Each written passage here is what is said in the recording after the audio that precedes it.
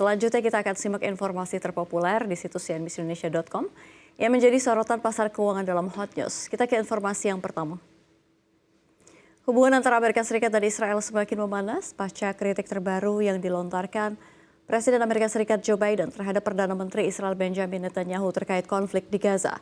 Seorang pejabat senior dalam pemerintahan Presiden Joe Biden menyatakan bahwa Netanyahu dianggap tidak tahu berterima kasih dan mengabaikan bantuan signifikan yang telah diberikan oleh Amerika Serikat selama 10 bulan terakhir dalam perang di Gaza. Berdasarkan penuturannya, dua percakapan terakhir antara Biden dan Netanyahu digambarkan sebagai percakapan yang sangat keruh antara keduanya. Pasalnya Biden menyadari bahwa Netanyahu berbohong tentang para sandera. Pejabat itu mengatakan Amerika Serikat sedang bersiap membantu Israel menghadapi tanggapan dari Iran dan Hizbullah atas pembunuhan di Beirut dan Teheran pekan lalu. Namun menekankan bahwa tidak akan ada dukungan untuk tindakan yang memperluas konflik lebih jauh. Netanyahu disebut mencoba memperpanjang perang daripada fokus pada kesepakatan sandera yang membuat Amerika Serikat semakin sulit untuk terus mendukung Israel dalam jangka panjang.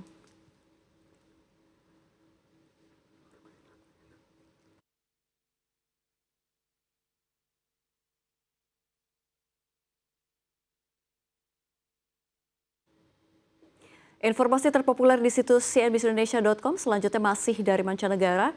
Protes anti-imigran tengah memanas di Inggris.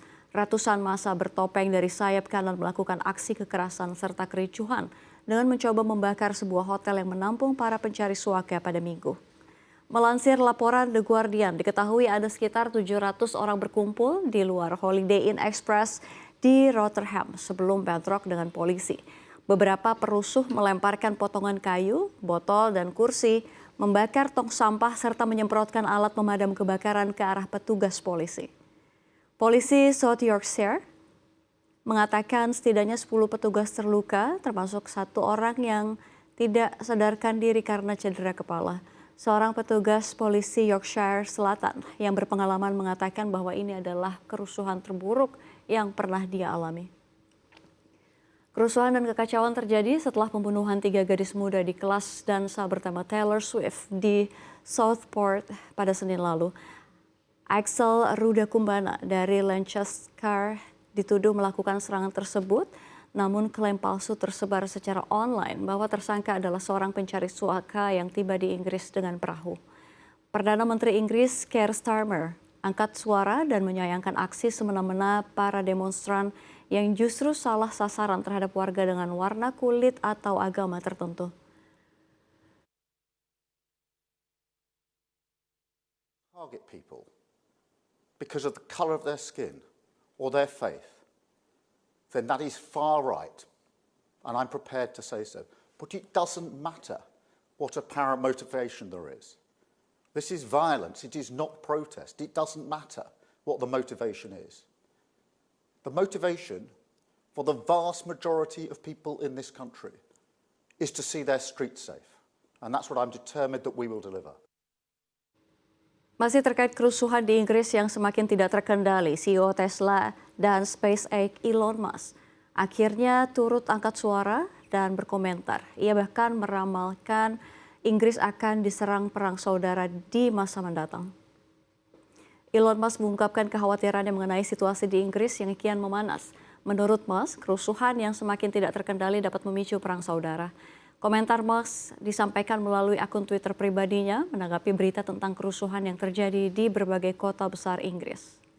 Ketidakstabilan politik dan sosial di Inggris dipicu oleh berbagai faktor, termasuk kebijakan pemerintah yang kontroversial dan peningkatan ketegangan antara kelompok-kelompok masyarakat. Kondisi ini telah menyebabkan demonstrasi massal, bentrokan dengan aparat keamanan, serta kerusakan properti. Para pengamat menilai bahwa ramalan Musk ini perlu diwaspadai, meskipun beberapa pihak menanggapinya berlebihan. Namun tidak dapat dipungkiri bahwa situasi di Inggris saat ini memang memerlukan perhatian serius dari pemerintah dan masyarakat internasional untuk mencegah eskalasi konflik berlanjut.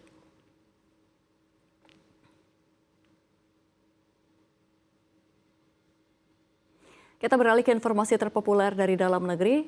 Pemerintah Indonesia mengumumkan rencana besar untuk menyelamatkan kelas menengah dari tekanan ekonomi yang semakin berat.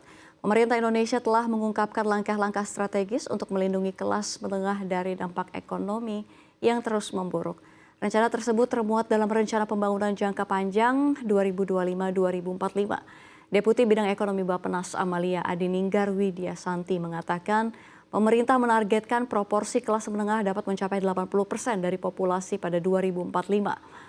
Pemerintah akan mendorong industrialisasi guna menciptakan sektor ekonomi produktif. Beberapa sektor yang didorong diantaranya ekonomi biru yang diyakini bisa menciptakan lapangan kerja berkualitas. Selain itu, Amalia mengatakan pemerintah juga ingin menjaga tingkat produktivitas kelas menengah melalui agenda transformasi sosial. Dia mengatakan strategi pemerintah untuk mencapai tujuan itu adalah dengan mengembangkan sekolah vokasi yang relevan dengan kebutuhan industri ke depannya. Selain itu, kata dia, pemerintah juga akan meningkatkan kualitas pendidikan serta kesehatan masyarakat.